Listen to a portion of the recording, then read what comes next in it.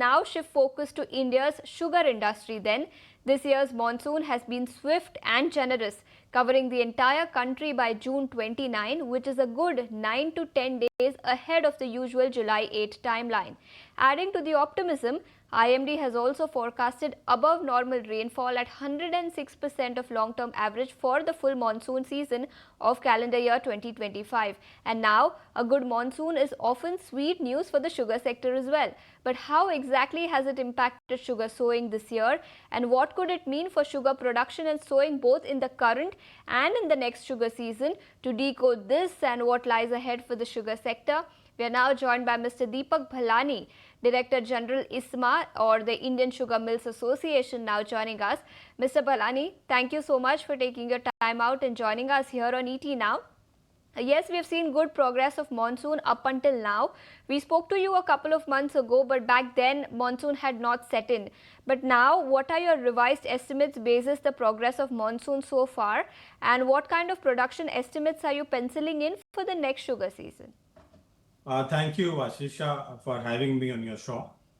See, when we spoke last time, I told you that last year the monsoons were very good. The reservoirs were very full, and we had a good sowing for Adsali and pre-season crop in Maharashtra and Karnataka. Having said that, this year we have had a good start of monsoon. In Maharashtra and Karnataka particularly, we are seeing good rains and on time, because the sugarcane crop needs good rain, but also the timing of the rain is very important. So till now, the progress is good. We are seeing a very good crop both in Maharashtra and Karnataka. Although I can't give you any number as of now, because we have already taken the satellite images. We are analyzing the acreage.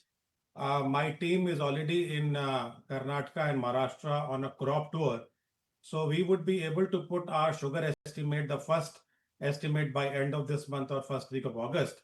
But primarily, I can tell you for sure that we are heading for a very good season next year, and we will see much better sugar production than what we saw in 24-25. Okay, so sugar production is expected to be better next year. That's the word coming in. But consequently, Mr. Ballani, do you expect retail prices to fall, or perhaps could the government allow higher exports now that production is expected to be stronger? See, there are 2 or 3 things which we have to understand. The sugar industry needs a proper balance between the domestic consumption, the ethanol diversion, and also exports. Having said that, since I will have a very good season next year, so there has to be a right mix of both ethanol diversion and exports. For the ethanol diversion, I believe we would need at least 45 lakh tons of diversion next year with a correct price, because as you know, the ethanol prices have not been revised since almost last 2 years. And this is the third time we have seen the increase in FRP, which is now 355 rupees per quintal, almost a 16% rise, and there is no corresponding rise or correction of the ethanol pricing. So I believe with the correction of the price of ethanol and a diversion of 45 lakh tons of sugar, I think we will have a very robust and balanced sugar industry. And in addition to that, at least a permission of exports before the start of the season. So whenever there is a viability of exports, the industry can also put sugar out of the country, and we can maintain a proper equilibrium of sugar stocks in the country so that the prices are stable and viable, so that industry can make the payments to the farmers on time. And since you touched upon the point of ethanol prices, are you expecting government to increase prices anytime soon? I believe they've not been revised for quite some time now. Do you expect any kind of positive surprise from the government? Definitely, because since it has not been revised for almost 2 years and this is the third year, and I just mentioned that almost 16% increase in the cane prices itself. So I believe government will definitely look into this because my cost of production alone for B-heavy molasses, ethanol and juice is much higher than the present cost. The cost of production itself for the cane juice ethanol is around 71 rupees, and for B-heavy is almost 66 rupees. But if you take the formula which the government has used almost 5 times before, it should be around 76 rupees for the cane juice and 70 for the B heavy. But even if you take a bare bone cost, it should at least be 71 rupees for the cane juice and 66 rupees for the B heavy. That is my cost of production, and that will really make the sector very viable and also ensure the timely payment to the cane farmers. So that's as far as ethanol prices are concerned, and you're expecting government to increase prices of ethanol anytime soon. But also wanted the picture when it comes to procurement of ethanol by OMCs. How much has that been so far this year, and do you expect that to ramp up going forward as the ethanol blending program is expected to inch higher too? You see, in this particular season, uh, OMCs have done almost 18.5, 19% blending, and the ethanol program is on the right track.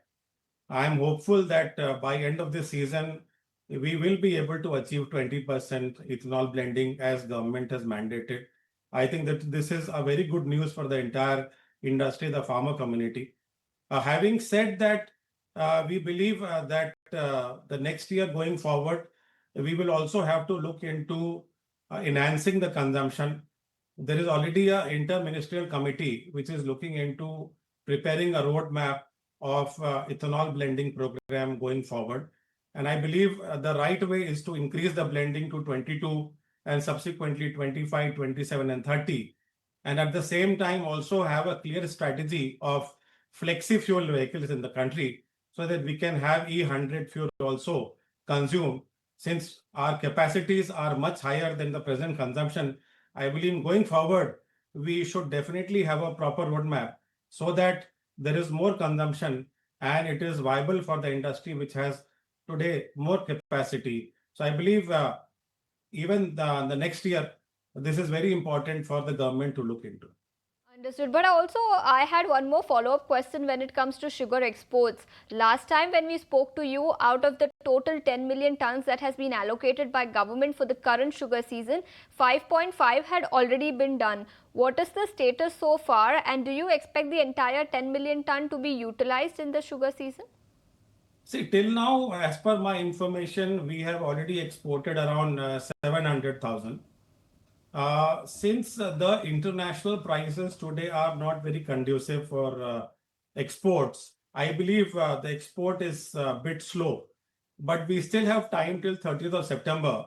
And if there is an opportunity and if the prices in the global market spike to a viable level, there might be a possibility that we should be able to do around 800,000 or 850,000 tons this year. 8 lakh or 8 lakh 50,000 tons, that much we might be able to do in the current sugar season as far as exports is concerned. Mr. Ballani, thank you so much for taking your time out and joining us here on ET Now and helping us understand for the outlook for the sugar season. Thanks so much for joining us with Thank here you. on ET Now. But